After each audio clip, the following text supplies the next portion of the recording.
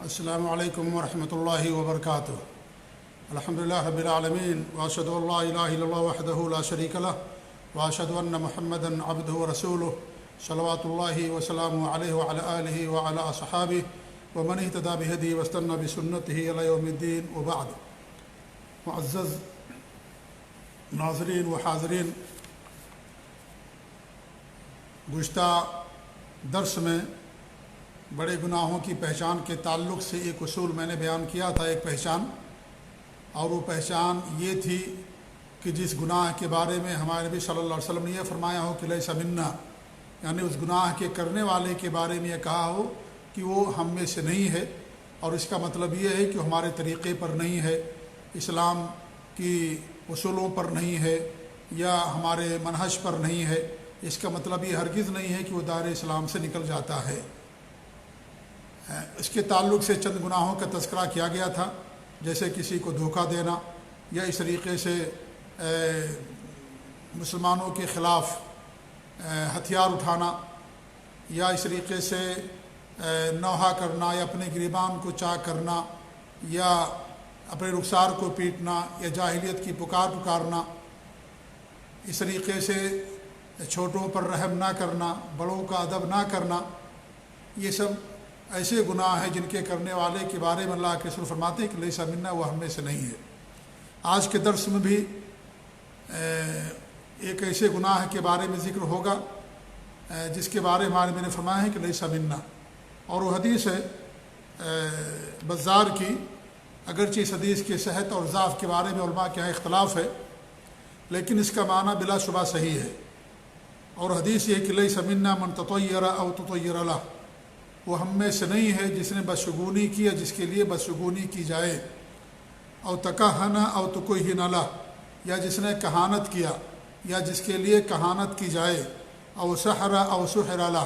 یا جس نے جادو کیا یا جس کے لیے جادو کیا جائے، ومن عقد عقدہ، اور جس نے گرہ لگائی، ومن اتی کاہنا، اور جو کاہن کے پاس گیا، فصدقہ بما یقول، تو جو وہ کہتا ہے اس نے تصدیق کی، فقد کفر بما انزل علی محمد صلی اللہ علیہ وسلم، تو محمد صلی اللہ علیہ وسلم پر جو نازل کیا گیا اس کا اس نے انکار کر دیا۔ یہ حدیث بزار کی ہے، اور امام حیثمی نے فرمایا کہ اس کے رجال صحیح کے رجال ہیں، سوائے اسحاق بن ربیع کے، اور وہ بھی ثقہ ہیں۔ ویسے اس حدیث کے صحت اور ضعف کے بارے میں علماء کا یہاں اختلاف ہے، لیکن اس کا معنی صحیح ہے۔ اگرچہ حدیث یعنی دوسرے علماء کے قول کے مطابق ضعیف ہی مان لی جائے، لیکن اس کا معنی صحیح ہے، کیونکہ اس میں جو بھی گناہ بیان کیے گئے ہیں وہ بڑے گناہوں میں آتے ہیں۔ بدشگونی، کہانت، جادو، یا اس طریقے سے کاہنوں کی تصدیق کرنا، یا گرہ لگانا، یعنی جادو کرنا۔ جب جادو کرتا ہے انسان تو گرہ لگاتا ہے، تو یہ سب بڑے گناہ ہیں، اس میں کوئی شک کی بات نہیں ہے۔ اگرچہ الفاظ اللہ کے رسول صلی اللہ علیہ وسلم سے ثابت نہ مانے جائیں، لیکن معنی اپنی جگہ پر صحیح ہے۔ بدشگونی کا مطلب کیا ہوتا ہے؟ بدشگونی کو تشاؤم بھی کہتے ہیں، تطیر بھی کہا جاتا ہے، اور اس کا مطلب یہ ہوتا ہے کہ کسی دیکھی جانے والی چیز سے یا سنی جانے والی چیز سے یا کسی معلوم چیز سے انسان برا شگون لے۔ دیکھی جانے والی چیز کیا ہے؟ جیسے آپ نے جانور دیکھ لیا، آپ نے بلی دیکھ لیا، کتا دیکھ لیا، یا کسی اپاہج اور معذور انسان کو دیکھ لیا، آپ نے اس کو اپنے لیے برا سمجھ لیا کہ ہمارے لیے برا ہوگا۔ یا سنی جانے والی چیز، جیسے کوئی آواز آپ نے سن لیا، بلی کی آواز سن لی، گدھے کی آواز سن لی، کوے کی آواز آپ نے سن لی، یا الو کی آواز سن لی، آپ نے اس کو اپنے لیے برا سمجھا۔ یا اس طریقے سے کوئی معلوم چیز جیسے یہ کسی مہینے کو آپ نے منحوس سمجھ لیا، کسی نمبر کو آپ نے منحوس سمجھ لیا، یا اس طریقے سے آپ سفر پر جا رہے تھے، سامنے سے بلی گزر گئی، آپ نے اس کو اپنے لیے منحوس سمجھ لیا، یا گدھے نے ہنہنا دیا، آپ نے اس کو اپنے لیے برا سمجھ لیا، تو اس کو کہا جاتا ہے نحوست یا برا شگون لینا۔ زمانے جاہلیت میں یہ چیز پائی جاتی تھی۔ جس دور میں اللہ کے رسول صلی اللہ علیہ وسلم مبعوث کیے گئے، اس دور کے جو مشرکین تھے ان کی یہاں یہ بدعقیدگی پائی جاتی تھی، بلکہ یہ بدعقیدگی پرانے زمانے سے چلی آ رہی ہے۔ شعیب علیہ السلام کی قوم کے بارے میں اللہ نے فرمایا، موسیٰ علیہ السلام کی قوم کے بارے میں، اور وہ بستی جن کی طرف 3 نبیوں کو اللہ نے نبی بنا کر کے بھیجا ان لوگوں کے بارے میں بیان فرمایا۔ ایسے ہی مکہ کے مشرکین کے بارے میں اللہ نے بیان فرمایا کہ یہ لوگ نحوست لیتے ہیں، بدشگونی لیتے ہیں۔ جب انہیں کوئی مصیبت پہنچتی تھی تو کہتے تھے کہ محمد صلی اللہ علیہ وسلم کی وجہ سے ہے، ایسے موسیٰ کی قوم کہتی تھی کہ موسیٰ علیہ السلام کی وجہ سے ہے، شعیب علیہ السلام کی قوم کہتی تھی کہ شعیب علیہ السلام کی وجہ سے ہے، جب سے لوگ آئے ہیں تب سے ہمارے پر مصیبتیں آ رہی ہیں۔ حالانکہ جو انبیاء ہوتے ہیں، نیک لوگ ہوتے ہیں، وہ خیر و برکت کا ذریعہ اور سبب ہوتے ہیں۔ اللہ رب العالمین نے فرمایا وَلَوْ أَنَّهُمْ آمَنُوا وَاتَّقَوْا لَفَتَحْنَا عَلَيْهِمْ بَرَكَاتٍ مِنَ السَّمَاءِ وَالْأَرْضِ، اگر یہ لوگ ایمان لے آئیں، تقوی اختیار کر لیں، ہم ان پر آسمان اور زمین کے خزانے کھول دیں گے۔ وَلَكِنَّهُمْ كَذَّبُوا، لیکن انہوں نے تکذیب کی، فَأَخَذْنَاهُمْ بِمَا كَانُوا يَكْسِبُونَ، تو جو کماتے ہیں جو کچھ کیا ہم نے اس کی بنا پر انہیں پکڑ لیا، عذاب میں گرفتار کر لیا۔ تو انبیاء جو ہوتے ہیں اللہ کے صلحاء، اللہ کے نیک بندے ہیں، یہ اللہ کے اولیاء ہیں، تو جو بھی متقی پرہیزگار ہیں اللہ کی رحمت و برکت کا ذریعہ اور سبب ہوتے ہیں، لیکن وہ لوگ انہیں برائی کا اور مصیبت کا، پریشانی کا ذریعہ اور سبب سمجھتے تھے۔ تو یہ بدشگونی آج سے نہیں ہے، زمانے قدیم سے یہ چیز چلی آ رہی ہے۔ اور اس کی اصل تطیر کی کیا ہے کہ زمانے جاہلیت میں اللہ کے رسول صلی اللہ علیہ وسلم کے زمانے میں جب لوگ کوئی کام کرنا چاہتے تھے، خاص طور سے بڑا کام، سفر پر نکلنا ہوا، تجارت کرنا ہوا، شادی وغیرہ کرنا ہوا، تو یہ چڑیا اڑاتے تھے۔ چڑیا اگر دائنی طرف اڑتی تھی تو سمجھتے تھے کہ ہمارے لیے خیر ہے، اور اگر بائیں طرف اڑتی تھی سمجھتے تھے کہ ہمارے لیے اس کے اندر شر ہے، اسی لیے اس کو تطیر بھی کہا جاتا ہے۔ ایسے انہوں نے ابراہیم علیہ السلام کی مورتی بنا رکھی تھی، اور ان کے ہاتھ میں تیر کے جو 3 تیر تھما رکھی تھی، ایک میں لکھا رہتا تھا کیجئے، ایک میں لکھا رہتا تھا نہ کیجئے، اور ایک میں کچھ نہیں لکھا رہتا تھا۔ تو کوئی کام کرنے سے پہلے جا کر کے اس تیر کو نکالتے تھے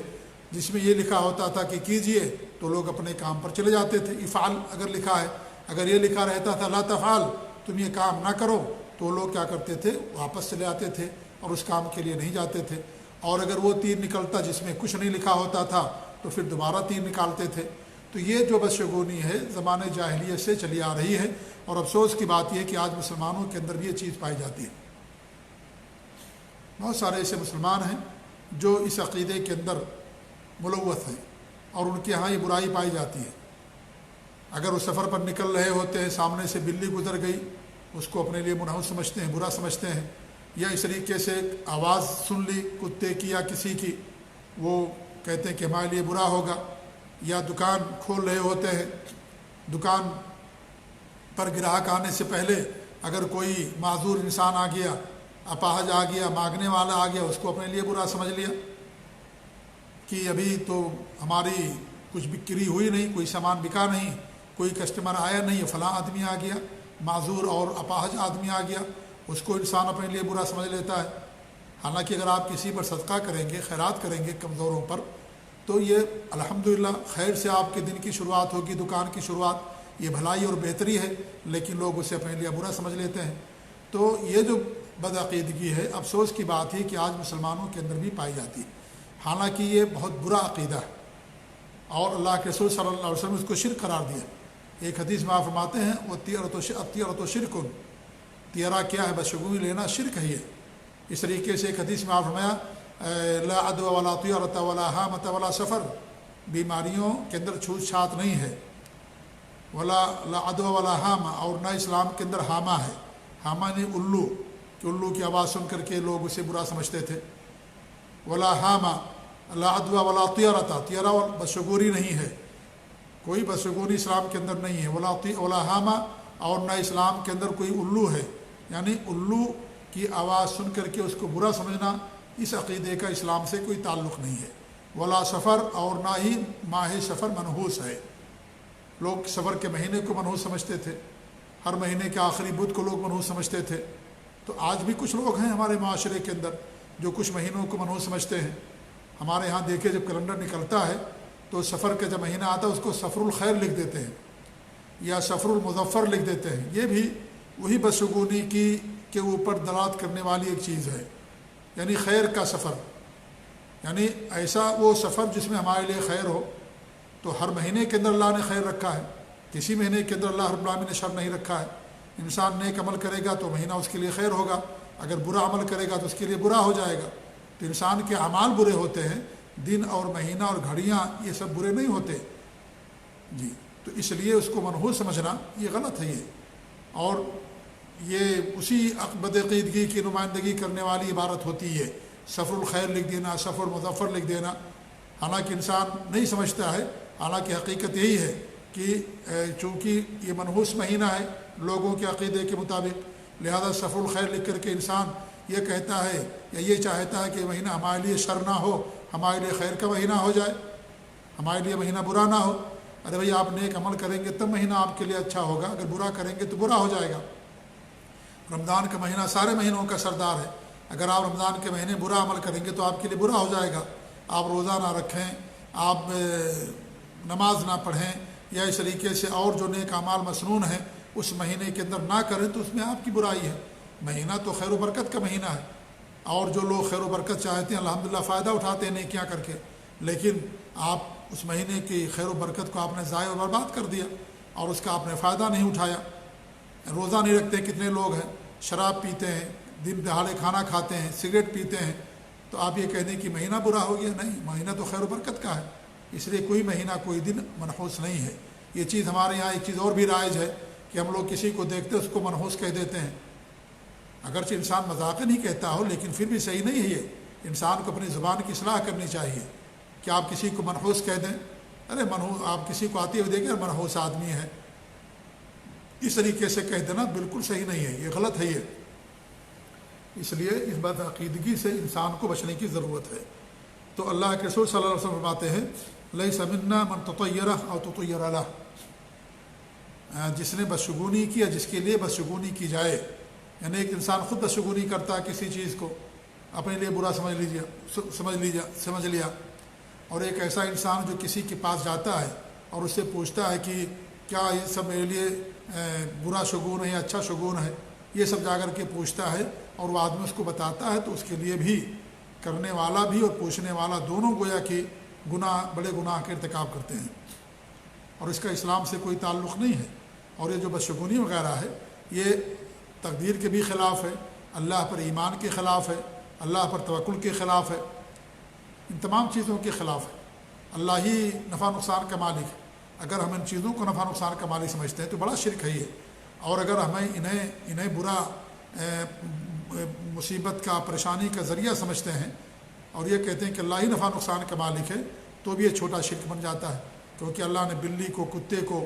اور مہینوں کو، نمبروں کو یہ نقصان کا ذریعہ اور سبب نہیں بنایا۔ آپ اگر اس کو نقصان کا ذریعہ سمجھتے ہیں تو یہ بھی اللہ تعالیٰ کے ساتھ چھوٹا شرک ہے، کیونکہ نقصان کا ذریعہ نہیں ہے، اللہ نے اس کو نقصان کا ذریعہ نہیں بنایا۔ آگ نقصان کا ذریعہ بھی ہے، فائدے کا بھی ذریعہ ہے، آگ میں کودیں گے تو نقصان ہوگا، پانی میں آپ کودیں گے آپ کو تیرنا نہیں آتا آپ کو نقصان ہوگا، چاقو انسان کو کاٹتا ہے، چھری کاٹتی ہے، چاقو اور چھری سے اپنے آپ کو کاٹیں گے تو آپ کو نقصان ہوگا، کیونکہ وہ کاٹنے والی چیز ہے، نقصان پہنچانے والی چیز ہے۔ آپ زہر کھائیں گے تو اپنے آپ کو نقصان پہنچائیں گے۔ تو ان چیزوں میں اللہ نے نقصان کا ذریعہ، ان کو نقصان کا ذریعہ بنایا ہے، لیکن مہینوں کو، چڑیوں کو، انسانوں کو، جانوروں کو، نمبروں کو، آنکڑوں کو اللہ رب العالمین نقصان کا ذریعہ اور سبب نہیں بنایا۔ اس لیے اگر کوئی انسان یہ سمجھتا ہے کہ ساری چیزیں نفع نقصان کا مالک ہیں تو اللہ تعالیٰ کے ساتھ بڑے شرک کا ارتکاب کرتا ہے، اور اگر یہ سمجھتا ہے کہ نہیں یہ سب ذریعہ ہے نقصان کا تو اللہ تعالیٰ کے ساتھ چھوٹے شرک کا ارتکاب کرتا ہے، کیونکہ اللہ نے ان کو نقصان کا ذریعہ اور سبب نہیں بنایا۔ اللہ تعالیٰ کے ارشاد قل لن یصیبنا الا ما کتب اللہ لنا،